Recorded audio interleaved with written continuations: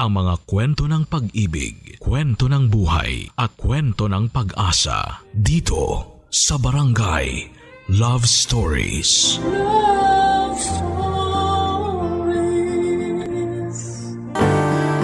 May kasabihan na minsan lamang dumarating ang oportunidad. At kapag nangyari yon ay dapat nasunggaban na natin. At kapag nasunggaban na natin yon ay gawin natin ang ating makakaya upang hindi na yon makawala pa. Ikaw kabarangay, ano ang oportunidad na kaya mong sunggaban? Dear Papa Dudut, magandang araw po sa inyo at sa mga taga-subaybay ng programa ninyong Barangay Love Stories. Bago po ang lahat, gusto ko munang bumati ng isang manigong bagong taon sa inyong lahat. Tawagin niyo na lamang po ako sa pangalang Sherlyn. 29 years old at taga Quezon City. Nagtatrabaho ako sa isang private company at meron akong boyfriend, si Mike. Pero hindi love story namin ang gusto kong ikwento sa sulat na pinadala ko sa inyong istasyon, kundi ang storya ng pamilya namin.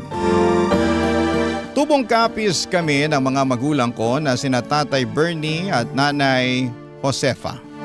Meron po akong 3 nakababatang kapatid. Bilang panganay ay maaga akong tinuruan ng nanay ko sa mga gawaing bahay at kung paanong umakto bilang pangalawang magulang sa mga kapatid ko.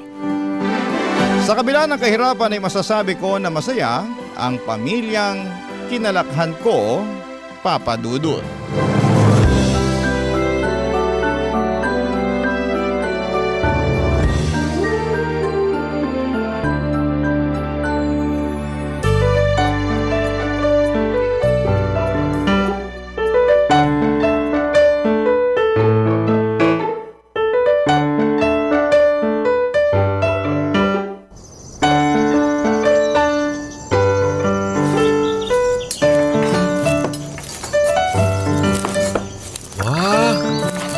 Itong talong na may bagong ba?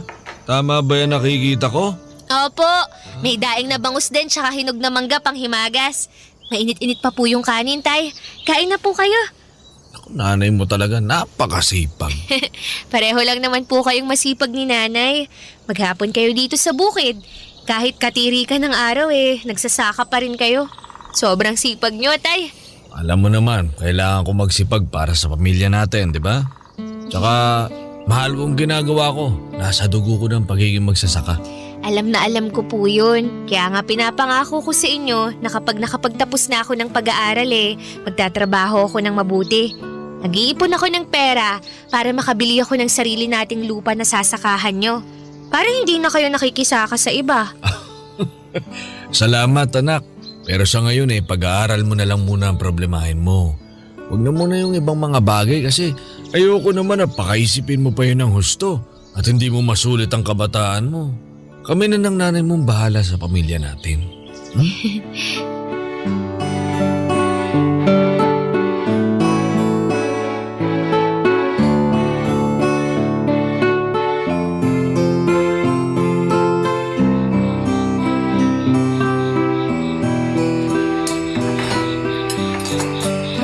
Tagal naman po ni Tatay, Nay. Asa na kaya yun? Hindi ko nga alam Dapat sa mga oras na to, nakauwi na siya ng bahay para sabay-sabay na sana tayong kakain. Sepa! Sepa, halika muna rito sa labas. Oh, andyan na ang tatay ninyo. Teka pupuntahan ko lang. Ituloy mo lang ang paghahain dyan, nak. Apo, Nay.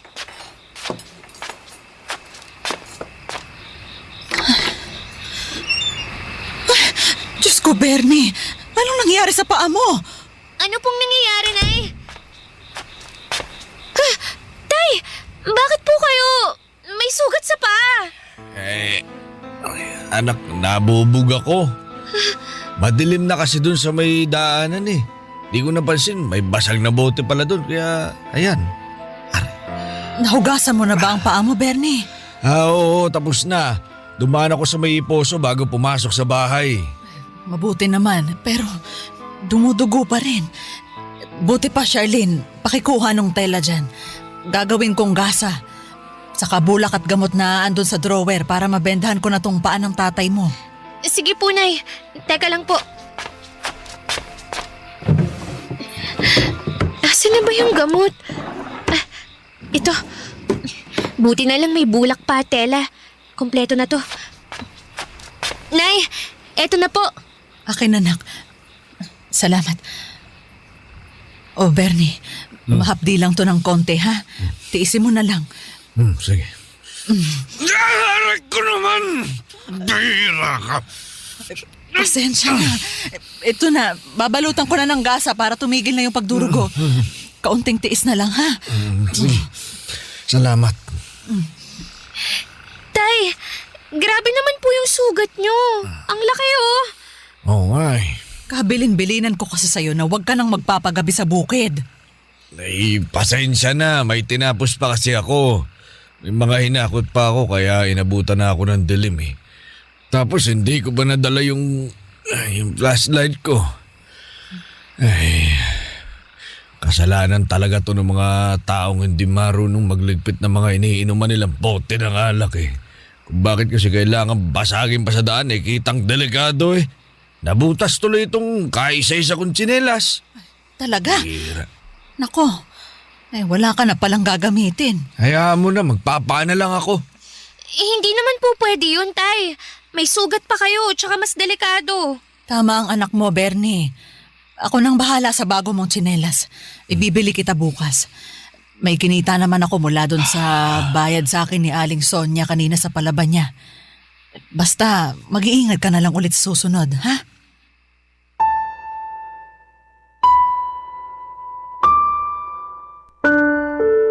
Papadudot ang pagsasaka ang pangunahing hanap buhay ni tatay. Pero dahil wala kaming sariling palayan, ay nakikisaka lamang siya sa kakilala niya. Nagtatanim din siya ng iba't ibang gulay na siyang binibenta ni nanay sa palengke o di kaya ay pinag-uulam namin pag wala kaming perang pambili. Kung hindi naman panahon ng pagtatanim at anihan, nag-uuling si tatay o di kaya ay namamasada ng tricycle na hiram lang din niya. Masipag ang tatay namin at pinagmamalaki ko siya. Samantala ang nanay naman ay naglalabandera at planchadora. Minsan nagagapas siya ng damo at naglilinis ng bahay kapag may nagpatawag sa kanya. At kapag wala naman siyang pinagkakakitaan, inaasikaso at inaalagaan niya kami. Kaya nga nangako ako sa aking sarili na pagbubutihin ko ang pag-aaral upang pagdating ng panahon ay makatulong naman ako sa aming pamilya. Desidido ako na umasenso para maibalik ko sa nanay at tatay ko ang lahat ng mga mabubuting bagay na ginagawa nila sa amin, Papa Dudut.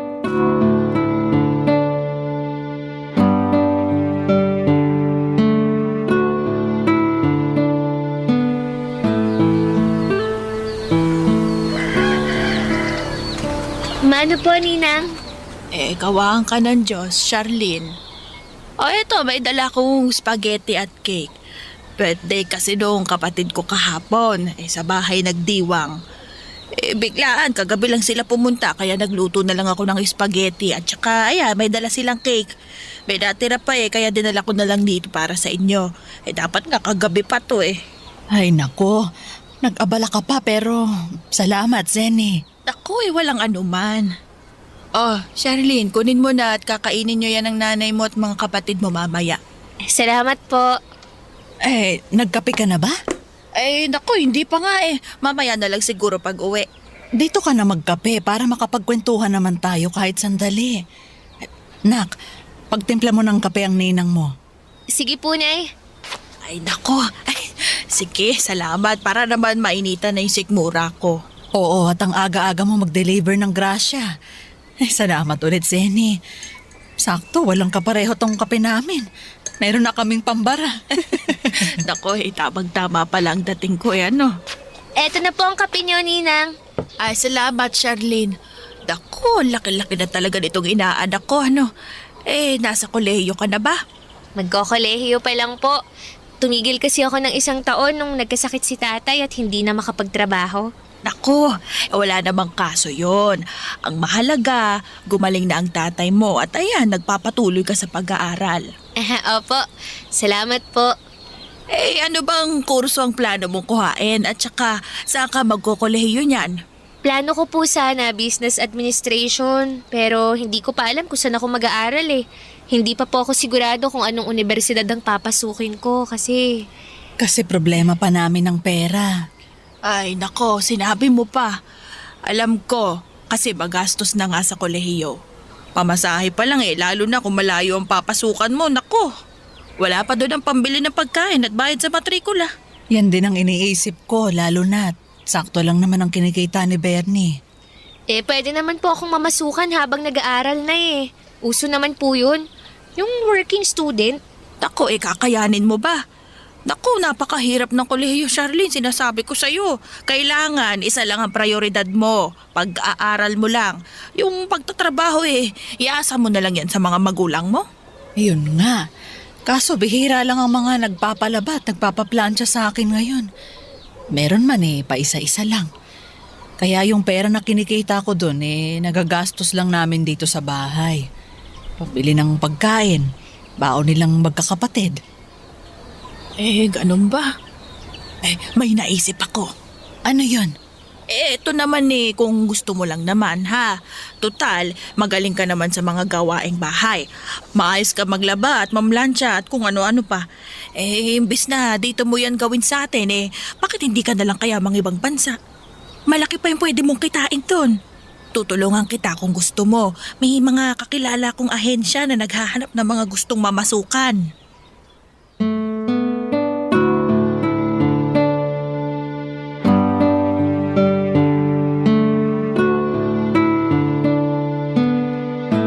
Papadudot si Ninang Zenny ay matalik na kaibigan ni nanay at paborito kong ninang. Mabait si Ninang Zenny at maalalahanin. Hindi niya nakakalimutan ang pamilya namin na bigyan ng kahit na anumang meron sila. Malaki man yon o maliit na bagay. Kaya naman labis-labis din ang pasasalamat namin. Maaga siyang nabiyuda noong namatay ang asawa niya sa cancer. At na-appreciate ko naman ang alok niyang trabaho at sa ibang bansa para sa nanay ko, lalo na't kailangan namin yon. Pero tutol ako dahil ayokong mapalayo sa nanay ko. Pakiramdam ko ay mawawalan ako ng matalik na kaibigan kapag umalis si nanay. Kaya naman umabot pa sa punto na nagtampo ako sa kanya noong tila pinipilit niya akong pumayag na gusto niyang subukan na mag-OFW para naman daw kasi yon sa aming pamilya. Barangay Love Stories. Barangay Love Stories. Papadudot, pinaintindi sa akin ni nanay na malaking tulong sa pamilya namin kung makakapagtrabaho siya sa ibang bansa. Kaya naman sa huli ay wala na rin akong nagawa. Inunawa ko ng mabuti na makakaluwag nga kami sa pera kapag dalawa na sila ni tatay na nagtatrabaho. Lalo na at hindi rin naman regular ang kita ng aking ama. Kaya naman matapos ang mahaba-habang pagpoproseso ng mga papeles ni nanay, sa tulong ni Ninang Zenny ay nakabalik siya papunta sa ibang bansa. At kahit na pinatatag naman kami ni nanay na magiging maayos ang lahat sa bansang pupuntahan niya at okay naman ang amo na paglilingkuran niya, ay hindi pa rin ako ganap na napanatag. Marami kasi akong naririnig ng mga nakakatakot na mga istorya ng mga OFW. Kaya naman sobra ang pag-aalala ko para sa nanay ko. Kaya nga hindi ako nagmimintis na ipagdasal ang kaligtasan niya. Ang kontrata ng nanay ko sa bansang pinuntahan niya ay 3 taon, papadudot.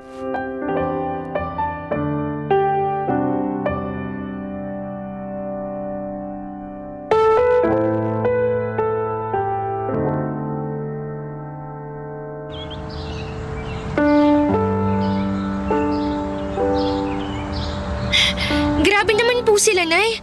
Ganon din ba sila sa iba nilang kasambahay? Oo, nak. Yun din ang rason kaya nagsialisan yung mga nauna sa akin dito. Sobra naman sila. Naturingang mayayamang tao pero maramot sa pagkain.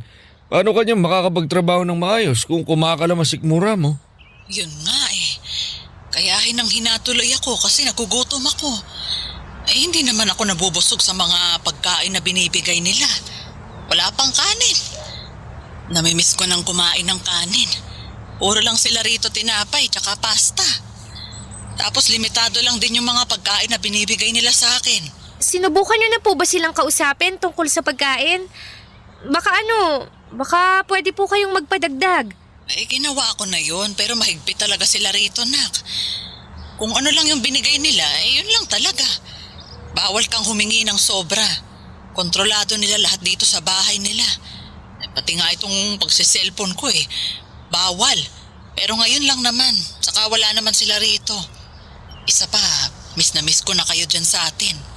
Miss na rin po namin kayo, Nay. Kung ganyan lang palang trato nila sa iyo dyan, mabuti pang umuwi ka na lang dito sa atin. Josefa, kahit na mahirap ang buhay natin, pinipilit kong hindi tayo magutuman. Sa awa ng Diyos, nakakakain pa rin naman tayo 3 beses sa isang araw, hindi ba? Tama po si Tatay, Nay. Umuwi na lang po kayo rito. Gustuhin ko man pero hindi naman pwede. Bakit hindi pwede? Eh may kontrata ako rito, Bernie. Isa pa, nakakapanghinayang naman kung uuwi ako dyan sa atin. Sayang yung tsansa na makapagtrabaho rito eh. Matagal ko na itong ipinagdasal. Ando na tayo pero nahihirapan ka dyan eh. Ayokong ganon. Itataguyod ko na lang kayo ulit dito. Basta sama-sama tayo. Eh wala namang trabaho na madali. Naniniwala ako na magbabago rin ang trato sa akin ng mga amo ko. Basta pagbutihin ko lang ang ginagawa ko. Baka magustuhan din nila yung pagtsatsaga ko. Eh hindi ba may kasabihan na basta may tiyaga, may nilaga. O sige, pero mag-iingat ka dyan ha. At sana nga magbagong trato sa'yo ng mga amo mo. Kasi napakasama naman nila kung hindi. Tao pa ba sila? Hindi na pagiging makataong ginagawa nila eh.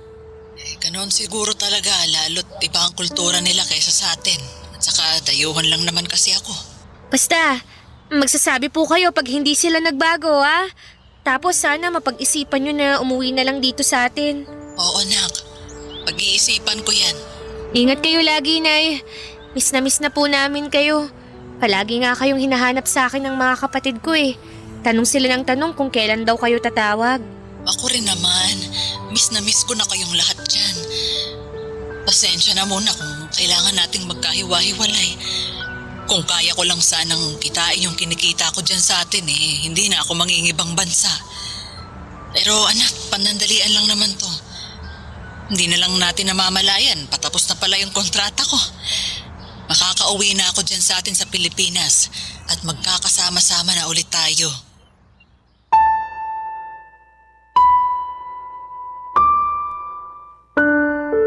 Papadudod, sobrang lungkot namin ng tatay at mga kapatid ko dahil sa mga nalaman naming sitwasyon ni nanay sa ibang bansa.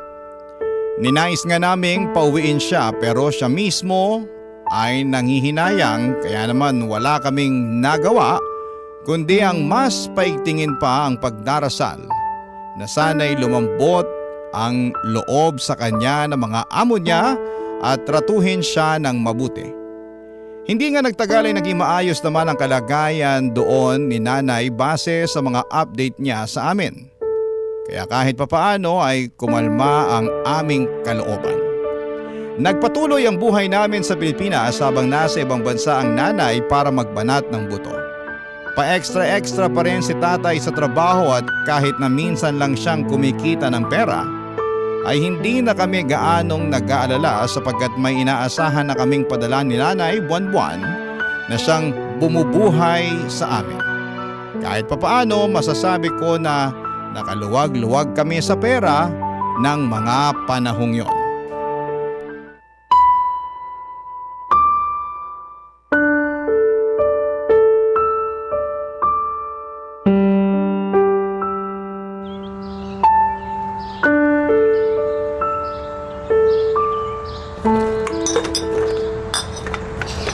Tay, halika muna rito sa kusina. Mag-usap po muna tayo.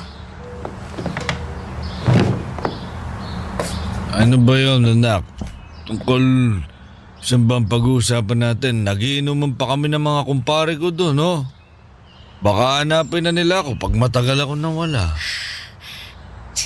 Eh, ang dami nyo na pong nainom. Sa tingin ko kasi nakakarami na kayo at mukhang nagpapabili pa sila Anong masama doon? Sa malalakas talaga kami uminom ng alak Ayun na nga, Tay. Medyo napapagastos na kayo. Hinihiritan pa kayo ng mga kaibigan nyo na bumili ng pulutan tsaka ng kung ano-ano pa dyan. May namasko pa sa inyo hindi naman Pasko. Ba, nakita mo pa yun? Siyempre, inoobserbahan ko kayo. Halos iwan nyo na yung pitaka nyo sa mesa at dukwangin ng mga kainuman nyo Huwag kang magsalita ng ganyan, anak. Birthday naman ng tatay mo kaya hayaan mo nang manlibre ako. Nandito lang pala kayo mag-ama. Ano ginagawa niyo rito? Kanina pa hinahanap ng mga kumpare niya tong tatay mo, Charlene. Pasensya na po. Nag-uusap lang po kami ni tatay. Ay, ano ba na ba kasi pinag-uusapan ninyo? Pwede ka bang malaman? Po? Ano kasi... Pinagagalitan lang naman ako nitong panganay ko kasi nagpapakantsaw daw ako doon sa mga kumpare ko. Tay naman. Anong pinagagalitan? Pinagsasabihan ko lang po kayo. Baka kasi maubos yung pera na padala ni nanay sa... Naku! Pabayaan mo na tong tatay mo, Charlene. Birthday naman Yun nga ang sabi ko dyan sa anak ko. Birthday ko naman kaya akong taya. Ayoko lang naman pong maubos yung pera na padala ni nanay sa alak Mamaya wala na kaming gastusin sa mga susunod na araw kaya pinagsasabihan ko si tatay. Ay, naku. Alam naman yun ng tatay mo. Malaking-malaki na siya. Makinig ka sa ninang Zenny mo. Alam ko ang ginagawa ko, anak. At saka, hayaan ko ba namang mawalan tayo ng perang panggastos? Siyempre hindi. Kita mo na, Charlene. Pabayaan mo na ang tatay mo. Magpakasaya man lang siya ngayong birthday. Salamat, Jenny, Naiisip mo ang kaligayahan ko. Ay, wala naman yun. Salamat din sa pagbobuluntaryo mong magluto ng pansit na handa ko. Naku, nagustuhan mo ba? Nasarapan ka ba? Oo naman, ang sarap-sarap. Pero pa ba? Ay, oo naman. Ay, tara dun sa mesa. Ipaghahain kita. Yo! Ay, Charlene, halika na rin. Kumain ka na rin at makagutom ka na. Hindi po. Busog pa po ako. Anak, halika na. Bawal tanggihan ang grasya ng Diyos. Tsaka masarap ang luto ng ninang mo. Ayaw mo bang matikman? Halika na, dali.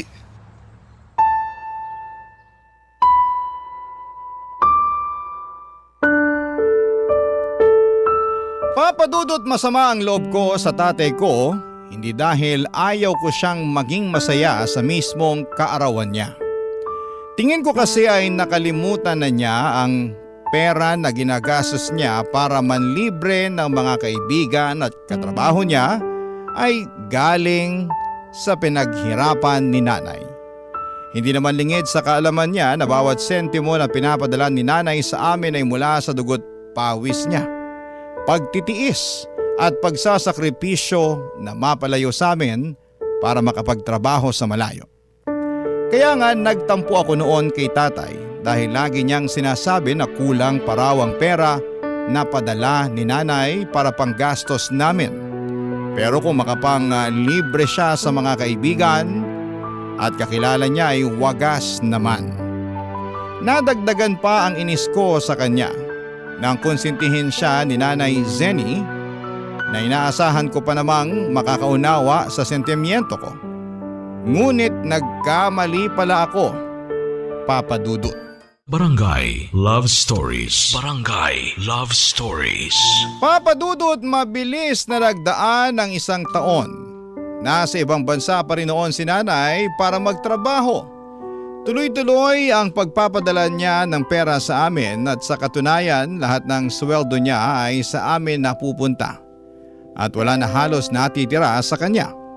Si tatay ang kumukuha at tumahawak ng padala ni nanay. Siya rin ang nagbabudget para sa mga bayarin sa bahay, eskwelahan at pambili namin ng pagkain. Ngunit dahil nga sa dumadalas ang panlilibre ni tatay sa mga kaibigan at kakilala niya sa pamamagitan ng pagpapainom sa mga ito sa mismong bakura namin, umabot nga sa punto na naggagalaw na niya ang pera na nakalaan para sa mga importanteng bagay. Doon na kami nagsimulang magipit at para makaraos ay nangihiram si tatay ng pera kay Ninang Zenny.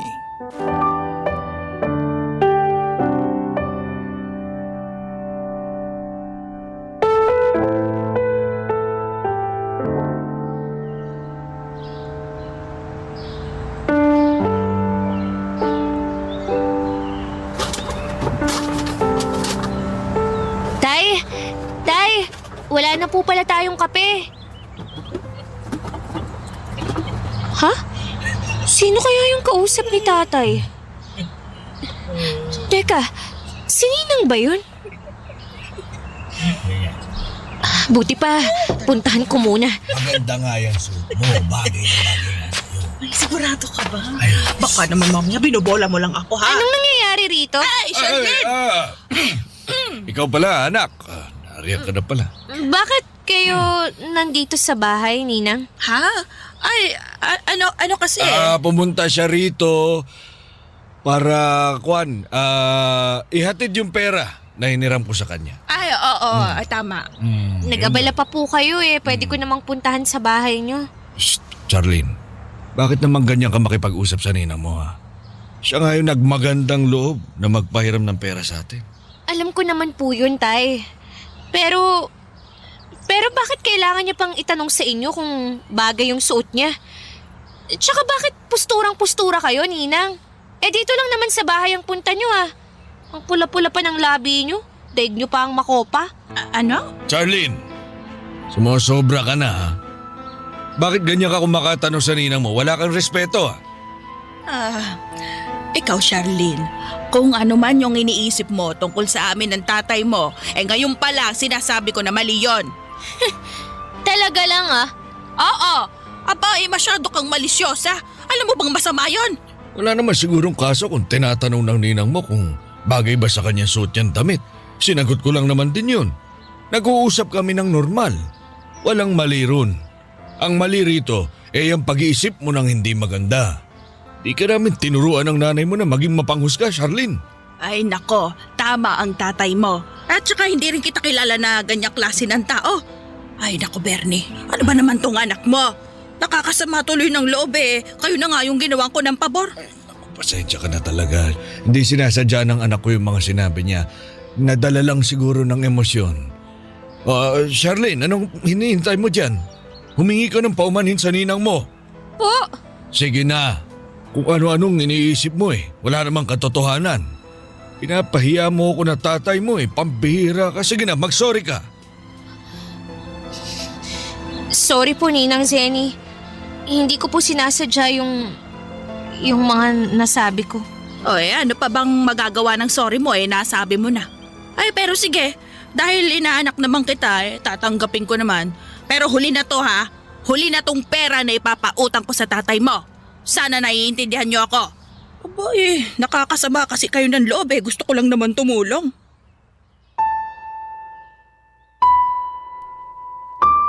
Papa Dudut, hindi maganda ang kutob ko nang dumalas ang pagbisita ni Ninang Zenny sa bahay namin. Napansin ko na lang din na naging malapit sila ni tatay. Bagay na hindi naman ganon nung kasama pa namin si nanay. At dahil sila nga ang magkaibigan, sila ang mas close, pero nung umalis si nanay, si tatay ang rason kung bakit nasa bahay madalas ang ninang ko. Ayoko namang mag-isip ng hindi maganda at tuluyang tumalon sa konklusyon na baka may ginagawa na silang masama habang nasa malayo si nanay, pero hindi ko talaga mapigilan. Pero nawala sa kanilang dalawa ang atensyon ko nang ibalita sa amin ni nanay na may sakit daw siya.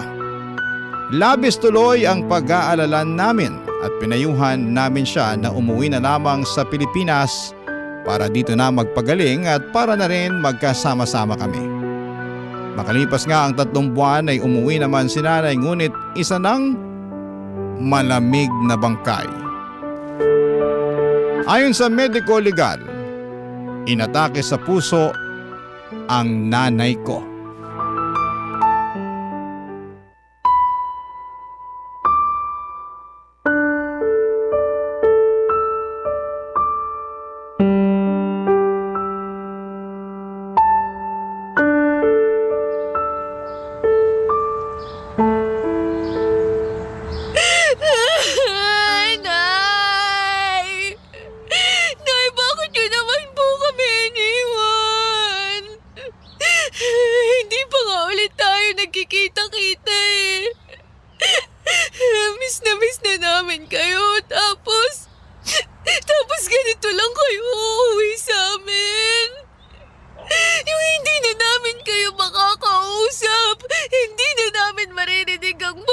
nyo, hindi na rin namin kayo mayayakap. Bakit naman po kayo umalis agad? Marami pa po tayong planong gawin. Hindi pa ako nakakapagtapos sa pag-aaral. Hindi ko pa natutupad yung mga pangako ko sa inyo. Bakit namatay kayo agad, Nay? Sobrang sakit po na makita kayong nakahiga dyan at wala ng buhay. Charlene, Anong ginagawa niyo rito? ano ba namang klaseng tanong yan? Siyempre pumunta ko rito para makita ang nanay mo kahit nasa huling sandali. Nanay ko ba talaga ang pinuntan niyo rito? Ang tatay ko? Charlene naman! Huwag niyo na pong itanggi. Napaghahalataan kayo lalo eh. Tsaka hindi na ako bata na walang muwang sa mundo. May pakiramdam na ako. Kaya ko nang makaintindi ng mga bagay. Alam ko at ramdam ko na nagtataksil kayo ng tatay ko sa nanay ko. Sa nanay ko na walang ginawa kundi magsakripisyo sa pagtatrabaho sa malayo para lang buhayin kami. Pasensya ka na. Sinubukan ko namang sawayin ang puso ko para hindi matukso pero wala eh. Natalo pa rin ako. Natalo pa rin kami ng tatay mo lalo na malayo nga ang nanay mo. Ang kapal ng mukha niyong ipamukha na parang kasalanan pa ng nanay ko na malayo siya sa amin. Aray! Tiwaba ka! Nasasaktan mo ba ako sa banutan? Kulang pa yan sa sakit na binigay niyo sa nanay. Ano nangyayari rito? Diyos ko! Bakit mo sinasabunutan ang ina ko? Bitiwan mo siya! Aray ko, Diyos ko! Tatanggal yata yung buhok ko sa'yo eh! Charlene! Bakit, Nay? Pagagalitan niyo ako eh sa may karapatan naman akong gawin ng bagay na yun sa babaeng yan. Lalo na't inamin niya na pinagtataksilan niyo si nanay. Magpapaliwanag ako, anak. Ano pa bang ipapaliwanag niyo? Wala na rin namang magagawa yon kasi patay na si nanay, Tay. Buti sana kung maitatama ng paliwanag niyo. Ang mali na nagawa niyo ng babaeng tinuring ko pa namang pangalawang magulang. Bakit? Paano niyo nagawa yun sa nanay ko?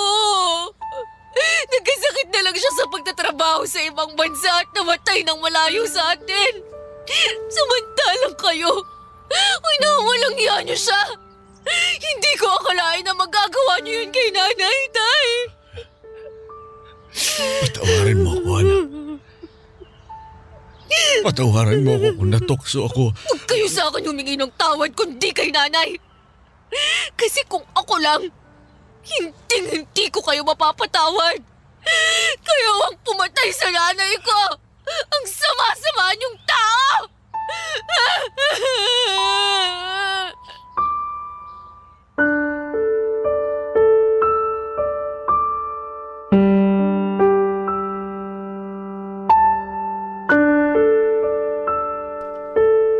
Papadudot abot langit ang suklam ko kina tatay at kay ninang. Walang pagsidlan ang galit na nararamdaman ko para sa kanilang dalawa. Kaya nga nung matapos ang libing ni nanay ay hindi na bumalik sa dati ang relasyon namin ng tatay ko. Tuluyang lumayo ang loob ko sa kanya at naggalit din ako ng husto sa ninang Zenny ko. Noong nakapagtapos ako ng kolehiyo, umalis ako sa amin para magtrabaho sa Maynila. Makalipas nga ang maraming taon ay binalita sa akin ng mga kapatid ko na tuluyan na raw nagsama sa iisang bubong ang tatay ko at ang ninang ko. Muling nanumbalik sa akin ang sakit na dulot ng kahapon, kaya magpahanggang sa ngayon ay hindi pa rin ako umuwi sa probinsya namin. Labis ang sama ng loob ko sa kanilang dalawa at walang gabi na hindi ko hinihiling na masunog ang mga kaluluwa nila sa impyerno. Sa kasalukuyan ay pilit akong umuusad at nagpapatuloy sa buhay. Nangako ako sa harapan ng puntod ng nanay ko na gagawin ko ang lahat upang umasenso. Ako ang tumusto sa pag-aaral ng mga kapatid ko at sila na lang ang dahilan kung bakit ako nagpapatuloy. Maraming salamat po sa pagpili at pagbasa ng sulat ko, Papa Dudut. God bless and more power po sa inyong programa. Number 1 kayo sa puso ko. Ang inyong forever kapuso at kabarangay, Charlene. Ano ang masasabi mo sa ating Barangay Love Stories today? Aabangan namin yan sa aming comment section. Ang mga kwento ng pag-ibig, kwento ng buhay at kwento ng pag-asa dito sa Barangay Love Stories. Love Stories.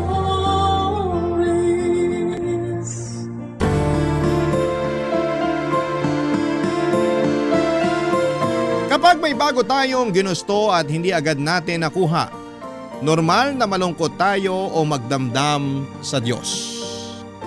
Pero lagi nating isipin na lahat ng bagay ay may takdang panahon upang matupad. Basta wag lang tayong tumigil sa pananalangin. Ikaw kabarangay, meron ka bang hiling na gusto mong matupad? Dear Papa Dudut, hindi ako relihiyosong tao pero paborito kong Bible verse ang sinasaad ng Kawikaan chapter 19 verse 14. Tungkol po ito sa pag-aasawa. Ayon dito, bahay at mga kayamanan ay minamana sa magulang. Ngunit ang mabait na asawa ay galing sa Diyos. Minsan ko yung narinig nang naimbitahan akong umaten sa isang church service taong 2019. Doon ko nakilala si Ryla na kapwa ko first timer sa simbahang yon. Pero hindi na naulit ang pagkikita namin dahil sa pandemic. Noong December 2021 ay para bang kusa kaming pinagtagpo ng kapalaran. Nagkita kami sa isang bookstore sa mall sa Mandaluyong.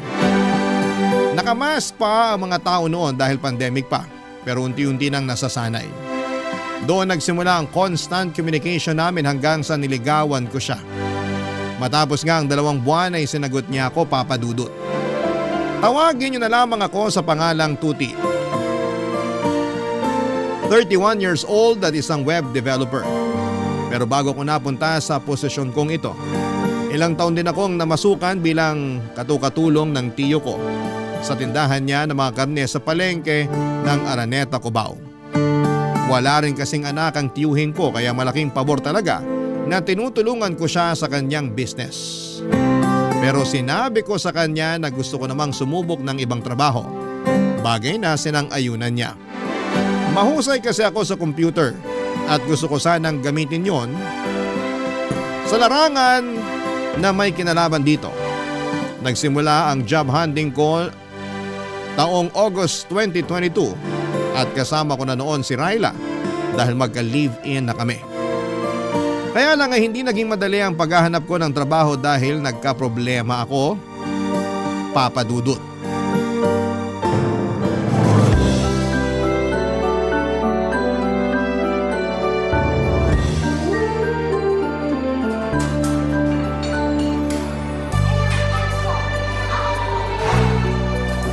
Mahal! Mahal, nandito ako! Hi mahal, kanina ka pa ba rito? Mga 10 minutes siguro. Upo ka na, dali. Sige. Nung nalaman ko kasi na tinuloy mo yung pagpunta sa interview mo, nagmadali talaga akong puntahan ka rito sa malapit para abangan ka. O ano, kamusta interview? Ayun, ligwak. Ha? Anong ligwak? Hindi ako pasado kasi wala raw silang matinong sagot na nakuha sa akin. Pwede ba yun? Baka sila ang hindi matino magtanong. Matino naman yung mga tanong nila. Ako talaga yung may problema. Kasi parang umurong yung dila ko nung ini-interview na ako. Sakto, mainipin pa naman yung HR manager nila. Kitang-kita ko yung pagsasalubong ng kilay niya habang nakikipagtitigan sa akin at hinihintay ang sagot ko. Bakit? Kinabahan ka ba? Medyo. Nakalimutan ko yung pre-practice natin, mahal. Para akong natuod sa pagkakaupo ko. Ang naririnig ko lang nung time na yon ay yung malakas na kabog ng puso ko. Ganyan din naman ako nung unang beses akong interviewin sa trabaho eh. Ayun, di rin ako nakapasa. Sabi nila sa evaluation ko, hindi raw ganun yung klase ng empleyado na hinahanap nila. Dapat daw attentive at may kumpiyansa sa sarili. Saan ko naman uhugutin yun? First time ko nga lang mag-apply, di ba? Pero hindi ko naman na first time. Pangatlong job interview ko na to pero lagi pa rin akong ligwak. Nagkataon lang siguro yun, mahal. Ewan ko. Parang nawawala na ako ng pag-asa na matatanggap ako sa inaplayan kong trabaho. Wag naman. Naniniwala pa rin ako na matatanggap ka. Pero hanggang kailan ko ba dapat subukan? Hanggang matanggap ka. Dapat lalo ka magpursige. Alam ko na pursigido ka naman. Pero habang wala pang tumatanggap sa'yo, huwag kang sumuko. Magpatuloy ka lang. Thanks, mahal. Oh, bakit malungkot ka pa rin? Nahihiya na kasi ako sa'yo. At bakit ka naman nahihiya sa akin? Kasi grabe yung suporta mo sa akin. Pinapractice mo ako sa pagsagot ng interview. Tapos kapag wala kang pasok sa trabaho sinasamahan mo pa ako o di kaya inaantay pagkatapos ng interview ko. Katulad ngayon pero ano? Pero laging bad news yung sinasabi ko sa'yo. Ayoko lang makita na malungkot ka mula sa pagiging excited na malaman kung anong result ng interview ko. Wala namang kaso yun. Normal na reaksyon yun kasi umasa tayo na matatanggap ka. Pero hindi ibig sabihin mawawala na tayo ng pag-asa. Alam mo, nakikita ko sa'yo na determinado ka. Masipag ka rin at matyaga. Siguro sa ngayon pinanghihinaan ka lang ng loob dahil nga sa nangyari kanina sa job interview mo. Pero wag mong hayaan na kainin ka ng pagkabigo mong yun. May kasabihan nga na try and try until you succeed. Hindi ba try and try until you die? Sira, hindi ka pwedeng mamatay. Kailangan mo munang matanggap sa trabaho. Joke lang. Pero thank you talaga kasi ang comforting na mga sinabi mo. Narealize ko tuloy na tama ka. Dapat subukan ko pa rin. At wag ako basta-basta sumuko. Yan, ganyan nga. Kaya hayaan na muna natin yung nangyari sa interview mo kanina. Kumain tayo ngayon ng masarap, mag-celebrate tayo. Bakit naman tayo magse-celebrate? Hindi naman ako nakapasa. Pero pumunta ka pa rin sa interview. Humarap ka doon kahit kabado ka. Yun palang worth it na para i-celebrate. Kaya wag ka nang kumontra dyan. Ako na bahala, okay? Okay, pero ako na o-order. Ako na. Steady ka lang dyan. Carry ko na to.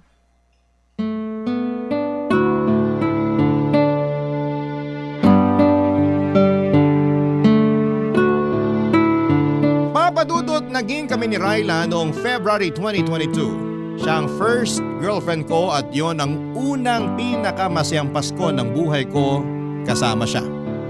Ulila na kasi ako sa mga magulang at wala ring kapatid. Ang tiyuhin ko na lamang ang nagpaaral at kumupkop sa akin. Hindi ko masyadong feel ang Kapaskuhan dahil nga lagi kaming abala ng tiyo ko sa business niya. Kaya nang dumating si Ryla ay naranasan ko mag-celebrate ng Pasko. Hindi rin siya rin ang humimok sa akin na ituloy na ang pag-a-apply ng ibang trabaho. Kaya lang, nakaka-frustrate dahil madalas ligwak ako sa mga interview. Lagi kasi akong kinakabahan at nauutal. Pero malaki ang pasasalamat ko kay Ryla dahil hindi niya ako sinukuan kahit na sinukuan ko na ang sarili ko.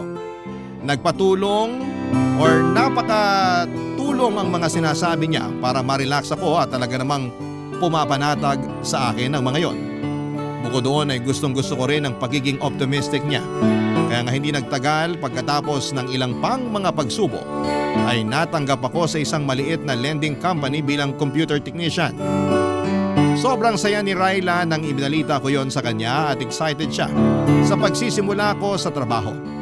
Nang makumpleto ko na ang requirements na kailangan, bumalik ako sa naturang kumpanya upang pumirma ng kontrata. Binigyan na nila kaagad ako ng schedule kung kailan ako magsisimula sa probationary period ko. Papadudot.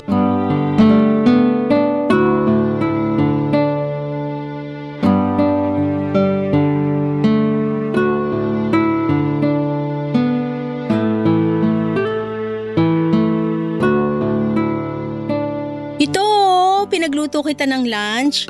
Baka mamaya walang kantin doon o kaya malayo mga bilihan ng pagkain. Thank you, mahal. Nag-abala ka pa talaga. Aba, mag-aabala talaga ako kasi unang araw mo sa trabaho ngayon. Excited ka na ba? Oo, pero kabado rin ako. Bakit ka naman kinakabahan? Kasi ngayon pa lang ako magtatrabaho sa isang kumpanya. Kayang-kaya mo yan. Magaling ka naman makisama eh. May mga suki ka na nga sa tindahan ng tsuhin mo. Di ba nakwento mo na hinahanap-hanap ka nila pag bumibili sila ng karne? Oo, pero iba pa rin yung environment dun sa papasukan ko. Sigurado iba-iba rin ugali ng mga katrabaho ko. Alam mo, hindi mo naman responsibilidad na makuha loob ng lahat ng katrabaho mo eh. Kasi pumasok ka doon para magtrabaho, hindi para i-please yung ibang tao. Sa bagay, may punto ka. Ganyan din kasi ko nung unang araw ko sa trabaho noon. Parang lahat gusto kong kaibiganin. Bida-bida ba? Akala ko kasi kailangan yun para magtagal ako sa trabaho o gumanda yung tingin nila sa akin. May iba naman akong nakaklose. May iba na ayaw sa akin kahit wala naman akong ginagawang masama. Tapos, narealize ko na lang na oo nga pala. Hindi ako nag-apply dun para makipagkaibigan. Ayos lang naman na pakisamahan ko sila pero ayoko na uli umabot sa punto na sobra akong invested sa mga buhay-buhay nila. Dun kasi nagsisimula yung chismis. At kapag puro chismis na lang yung inatupag ko, wala na ako natatapos sa mga trabaho ko. Tatandaan ko yung mga sinabi mo. Pero sa pagkakakilala ko sa'yo, hindi ka naman chismoso. Kaya siguro hindi ka masyadong madadala sa mga ganon. Ay, pero teka, alam ko na kung saan ka dapat umiwas. Saan? Eh di dun sa mga babaeng lalandi sa'yo. May ganun ba dun? Aba oo, talamak yung mga ganon sa trabaho. Kahit nga may asawa na o boyfriend, pag natipuhan ka, lalandiin ka talaga. Haharot-harutin ka. Hindi naman ako magpapaharot sa kanila, mahal. Dapat lang. Kung di, alam mo na kalalagyan mo, tuti. Oh, bakit naman yun ang tawag mo sa akin? Seryoso kasi ko kaya tinawag kita sa pangalan mo. At seryoso rin ako na hindi ako magpapaharot sa mga babaeng yun. Unang-una may girlfriend ako at ikaw yun. Ikalawa, bakit ko naman sisirain yung tiwala mo sa akin? Ay, pasensya ka na, mahal. Alam ko namang loyal ka, pero hindi ko lang mapigilang mapraning. Hindi ka naman praning. Kung nag-aalala ka kasi sabi mo nga talamak yung kabitan sa corporate job, normal na reaksyon lang yun. Kaya dapat kong gawin bigyan ka ng assurance na hindi masisira ang relasyon natin dahil dun. Salamat, mahal. Napanatag na ako. Ikaw talaga? Pero walang anuman. Basta, maniwala ka sa akin. Good boy yata tong mahal mo. Ay talaga? Dapat lang kasi magaling kaming mga babae makaamoy ng nagsisinungaling na boyfriend. Kapag napatunayan kong may iba ka at taga dun sa pinagtatrabahuhan mo, babalatan ko kayong dalawa ng buhay. Parang nawala na yung kaba ko sa first day of work ko ah. Saan na napunta? Sa'yo, mas kinabahan na ako sa mga sinabi mo. Hoy, eto naman. Biro lang. Pero feeling ko masyado ako nagpadala sa emosyon ko. Di bale, kiss na lang kita para makabawi. Gusto ko yan. Dalawa ah. Para good luck kiss na rin. Grabe siya! Humirit pa talaga, pero sige na nga. Dalawa na kung dalawa. Papadudot kung ilalarawan ko ang pakiramdam ko ng araw na yon sa trabaho ay masasabi ko na para akong bumalik sa unang araw ng pasukan nung nag-aaral pa lamang ako. Mahiyain kasi talaga ako, tahimik at hindi pala kaibigan. Wala akong ginawa kundi ang ngumiti at tumango habang pinapakilala sa lahat ng empleyado kada department ng kapalitan ko sa naturang posisyon. Masasabi ko na nabawasan na lamang ang hiya ko at pagkailang ko kinahapunan dahil naging busy na ako sa pagbutingting ng kung ano-ano. Dahil nga sa may abilidad naman ako at tiwala ko sa kakayahan ko, ay dumami ang mga ginagawa ko sa trabaho. Kumbaga'y naging all around ako at wala naman akong reklamo dahil nagsisimula pa lamang ako. Nakakapagod oo, pero masaya naman ako dahil hindi na karne ng baboy at manok ang binubutingting ko. Hindi naman po sa ingrato ako, sobrang nagpapasalamat ako sa tiyuhin ko dahil kinupkop at pinag-aral niya ako. Masaya rin po ako kasi binigyan niya ako ng trabaho sa shop niya ng ilang taon. Pero alam ko, Papa Dudut, na meron pa akong potensyal at ibubuga pagdating sa ibang bagay. Barangay Love Stories. Barangay Love Stories. Papa Dudut, mabilis na lumipas ang isang linggo. Masasabi ko na unti-unti na ako naging komportable sa trabaho ko. Mabait at madaling pakisamahan ng mga kasama ko at masaya rin si Ryla dahil nakikita niyang nag-e-enjoy ako. Isang araw ay nagulat ako nang inassign ako bilang driver ni Crisel, assistant ng boss namin. Nagawol kasi ang company driver namin at dahil may lisensya naman ako at kakayahan na magmaneho ay pinakiusapan ako ng management na humalili muna na maging driver. Pansamantala lang naman hanggat wala pang nakukuhang driver, kaya tinanggap ko na rin. Ang gagawin ko ay ihahatid at susunduin ang boss namin at si Crisel tuwing may mga meeting sila sa labas. Malaking bagay yon dahil napaka-traffic sa Metro Manila at sobrang hassle rin kung magko-commute sila. Pero may mga pagkakataon na si Crisel lang ang madalas kong hinahatid at sinusundo papunta sa mga meeting niya sa labas bilang proxy ng boss namin. Busy kasing tao yon at malaki naman ang tiwala niya kay Crisel bilang assistant. Kaya nga madalas na kami lang dalawa ang magkasama. Bagay na hindi ko naman binigyan ng mali siya noong una, Papa Dudut.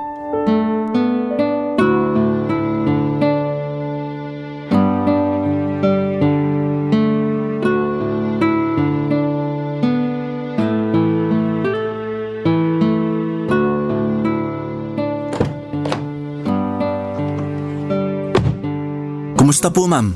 Okay naman, maayos yung kausap ko. Mukhang matutuloy yung partnership na gustong mangyari ni boss. Eh di kung ganon, congratulations in advance na po. Salamat. Pero maaga pa para mag-celebrate. Ganon na rin po yun. Balita ko, marami-rami na rin daw kayo na i-close na deal. Kaya sigurado ako na makukuha niyo tong isang to.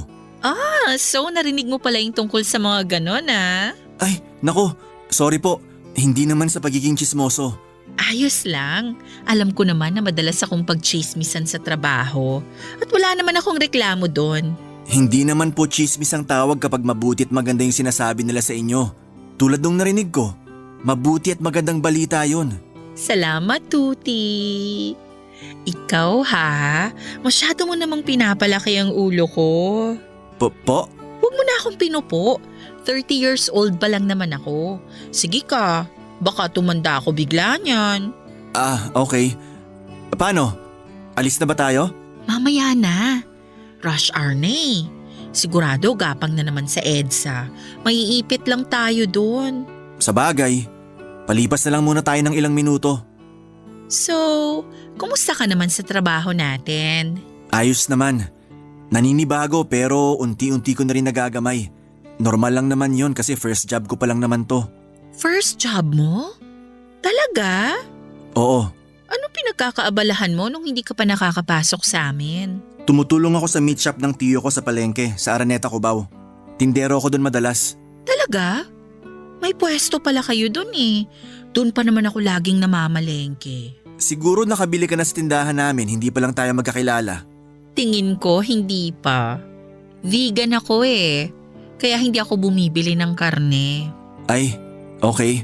Pero baka mapakain ako ng karne kung ikaw ba naman ang mag-aalok sa akin.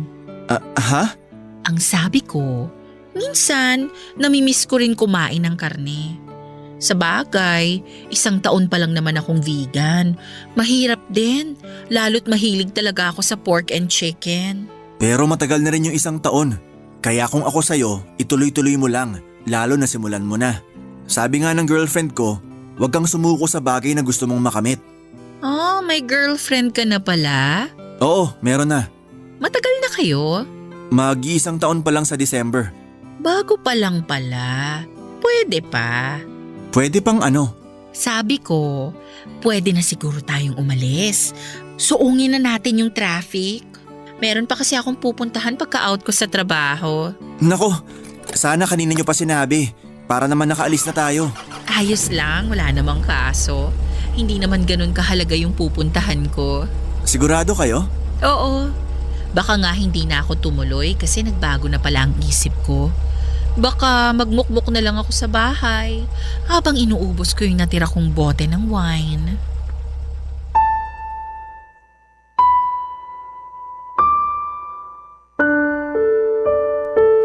Papa Dudut, dumalas ng dumalas ang pasimpleng hirit ni Crisel sa akin.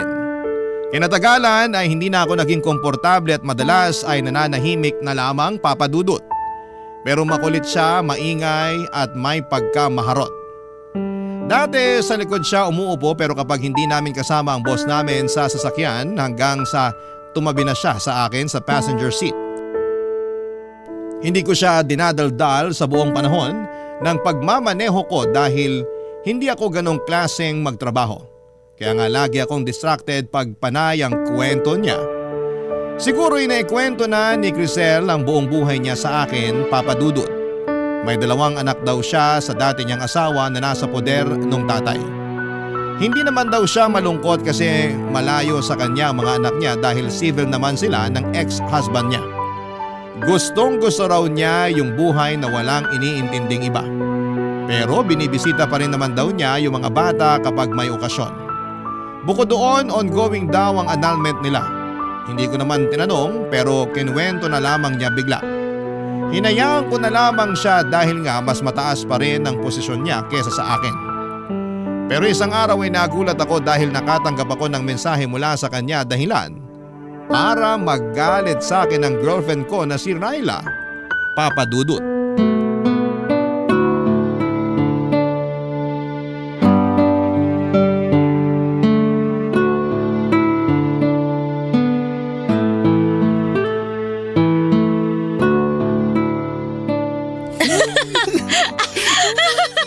Mahal naman eh. Tama na sabi, nakikiliti na ako.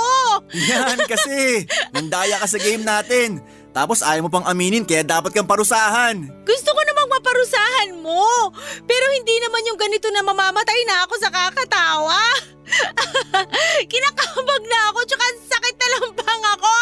Nako, parang alam ko na ibig sabihin ng ngiti mong yan, mahal. Aba dapat lang. Hindi lahat ng gusto ko kailangan sabihin ko. Dapat ramdam mo na yon. Uy, may nag-text sa'yo.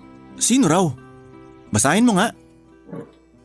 Unknown number eh. Ang sabi. Aray ko naman, mahal. Bakit ka ba namamalo? Dapat nga sipain ko pa mukha mo eh. Sino to nag-text sa'yo? Bakit ganito mag-text to? Ha? Tingin nga. Ayan, basahin mo. Ang sabi, I love you daw. Sino yan? Hindi ko kilala to, mahal. Kilala mo to. Imposibleng random text to. Sino yan sabi eh? Baka na wrong send lang. Teka, tatawagan ko nga para pagsabihan.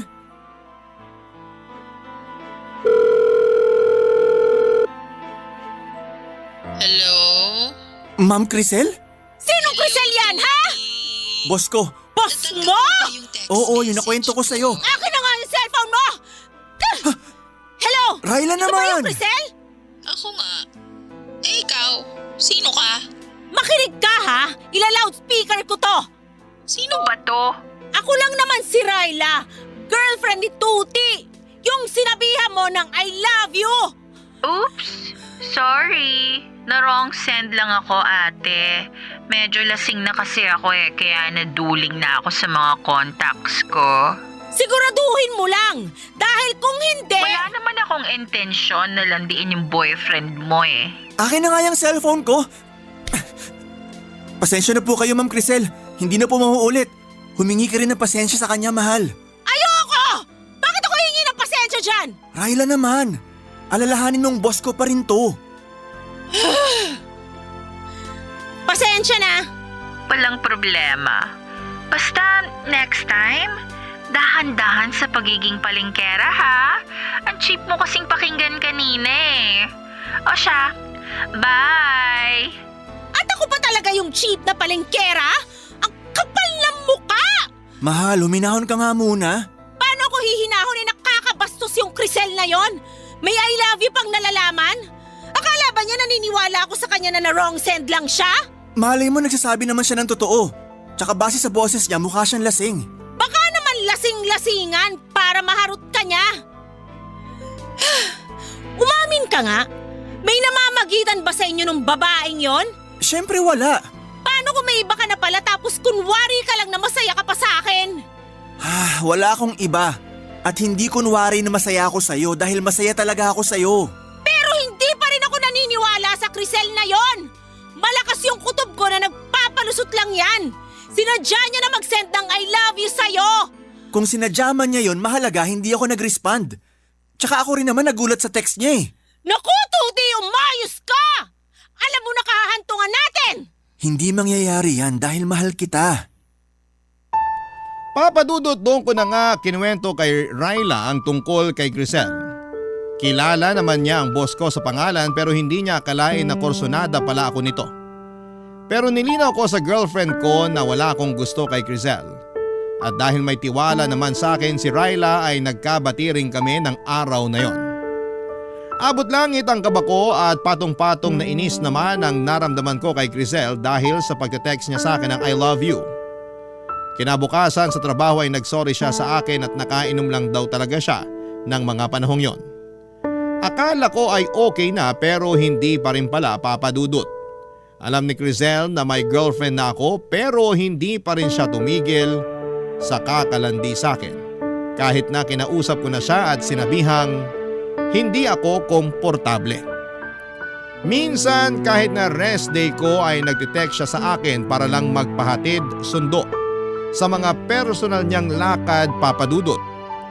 Nag-o-offer na lamang siya ng extra pay pero tinatanggihan ko siya ng maayos. Stories. Barangay Love Stories. Papadudot, dahil sa pagtanggi ko kay Grisel na ihatid sundo siya tuwing rest day ko, ay hindi naging maganda ang imahe ko na nakarating sa boss namin. Nang mga panahong yon ay kakaisang buwan ko pa lamang sa trabaho. Hindi pa ako nare-regular at natatakot ako na baka makaapekto ang mga pinaparating niyang negatibong komento tungkol sa akin sa boss namin kapag lumabas ang evaluation ko. Bukod doon ay laging pinagmamalaki ni Grisel na marami siyang kilalang abogado kaya wala raw akong laban sa kanya sakaling magreklamo ako.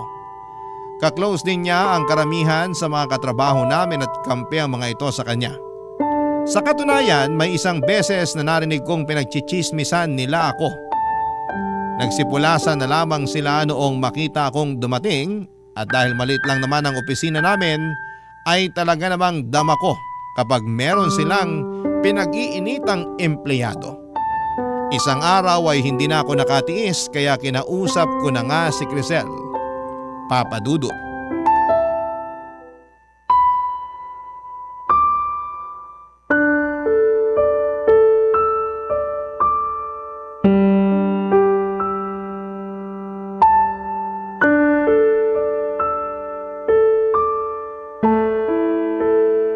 Ma'am, pwede ko po ba kayong makausap? Marami akong ginagawa eh. Tungkol saan ba yan? Hindi na kasi ako komportable na laging bukang bibig ng mga tao rito sa kumpanya. Kung pagchismisan nila ako, akala mo nakagawa ako ng masama. Nako, maling tao ang kinakausap mo, Tuti. Dapat ilapit mo yung concern mo sa HR, hindi sa akin. Ayoko naman pong may mamemohan. Kaya nga kayo na lang kinausap ko. Ano bang kinalaman ko rito at ako ang dapat mong kausapin tungkol dyan? Teka nga, huwag mong sabihin ako ang tingin mong pasimuno ng mga chismisa nila tungkol sa'yo. Bakit hindi po ba?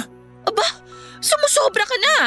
Baka nakakalimutan mong mas mataas pa rin ang posisyon ko sa'yo. Hindi ko po nakakalimutan yun. Pero ginagamit nyo na lang sa akin yung posisyon nyo para mapasunod nyo ako. At nung hindi nyo ako nakuha, siniraan nyo ako sa mga katrabaho natin dito. At kahit na sa boss natin, kung ano-ano pa rin yung sinasabi nyo. O ngayon, alam mo na kung anong kaya kong gawin. Mali ka talaga ng binangga. Matagal na akong nagtatrabaho rito. Kabisado ko na ang galawan ng bawat empleyado, lalong-lalo na ni boss. Higit kanino man, ako ang pinagkakatiwalaan niya dito. Mabigat ang timbang sa kanya ng mga ginagawa at mga sinasabi ko rito. Kaya ingat ka, Tuti. Pwede kong bulungan si boss pag nairita ako sa'yo. Pero wala naman akong ginawang masama sa inyo para siraan nyo. Wala nga, pero matigas ka eh. Hindi ka madala sa mga pasaring ko sa'yo. Hindi ka makuha sa simpleng paglandi. Masyado kang loyal dun sa girlfriend mong palingkera. Huwag mong pagsasalitaan ng ganyan ng girlfriend ko. Labas siya rito. Oh, ang sweet naman, pero nakakasuka kayo. Sa bibig nyo na mismo galing. Nilalandi nyo ako kahit alam nyo na may girlfriend ako. Sino sa atin na nakakasuka? Hoy, magdahan-dahan ka sa sinasabi mo. Nagsasabi lang naman ako ng totoo. In case nakalimot kayo kung hanggang saan lang kayo. Alam mo, so far, ikaw pa lang yung bukod tanging lalaki na hindi ko nakuha. Lahat kasi ng nilandi ko, bumibigay sa akin. Pero ikaw, mailap ka. Bakit ba kasi masyado kang loyal sa girlfriend mo? Kasi mahal ko si Ryla. Ay, hindi naman totoo yung pagmamahal na yan. Napatunayan ko ng hanggang salita lang yan. Sa una lang yan masaya.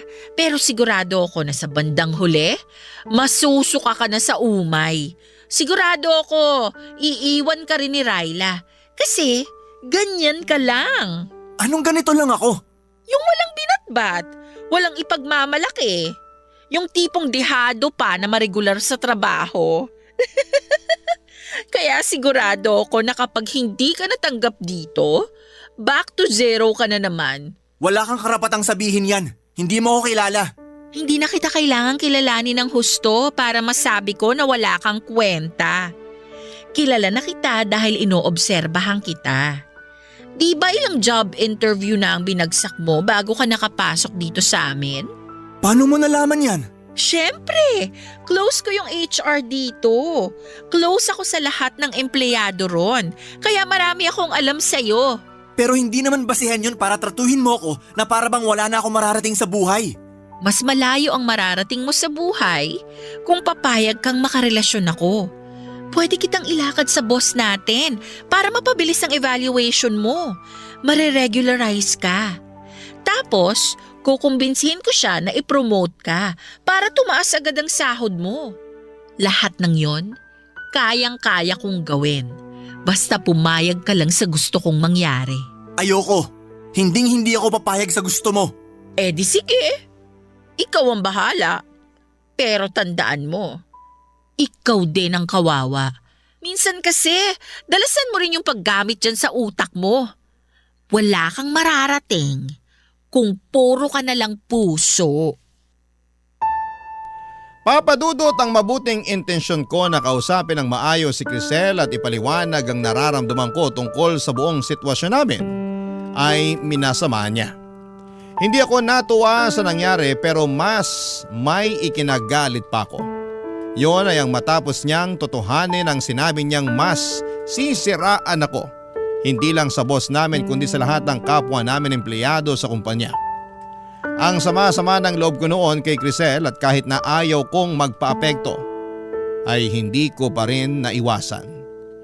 May isang beses na kinausap na ako ng boss namin para pagsabihan tungkol sa mga sumbong at paratang ni Crisel sa akin at hindi naman ako nakasagot kasi biglang bumalik yung nararamdaman ko tuwing may job interview ako. Yun bang kinakabahan at nauutal. May mga araw din na para bang ayaw ko nang pumasok sa trabaho at lahat ng yon ay naikwento ko kay Ryla. Galit na galit ang girlfriend ko. Nagsabi rin ako sa kanya na gusto ko na lamang mag-resign.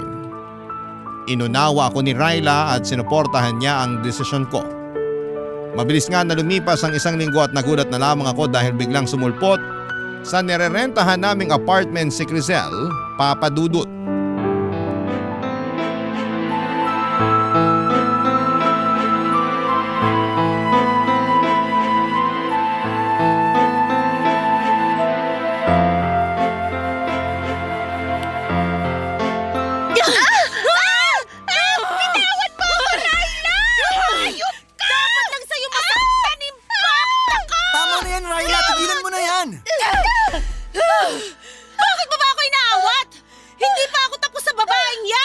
Ayoko lang magkasakitan kayo.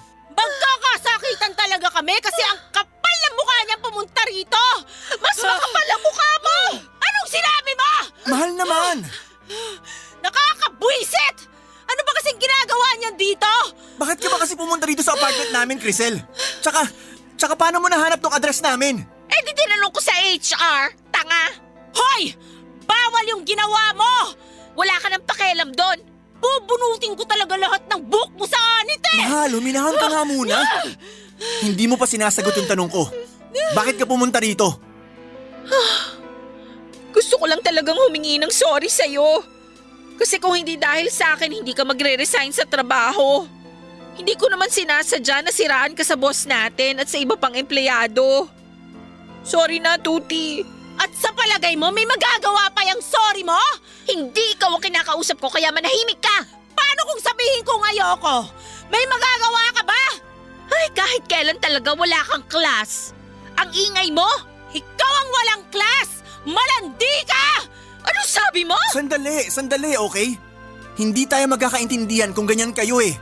Ikaw, Crisel, kung yun lang naman pala pinunta mo rito, nag-abala ka pa talaga. Nakukonsensya kasi ako. Hindi ako pinapatulog sa gabi tuwing naaalala ko yung nangyari. Kaya nga sinabi ko sa sarili ko na gusto kitang makita para naman makahinga ako ng tawad sa'yo ng personal. Okay na yon. Pinapatawad na kita.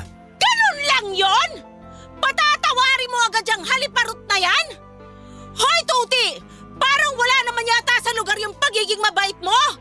Sa kanya na mismo nang galing, siniraan ka niya sa boss nyo at sa lahat ng tao sa trabaho, kaya ka napag-initan! Oo nga.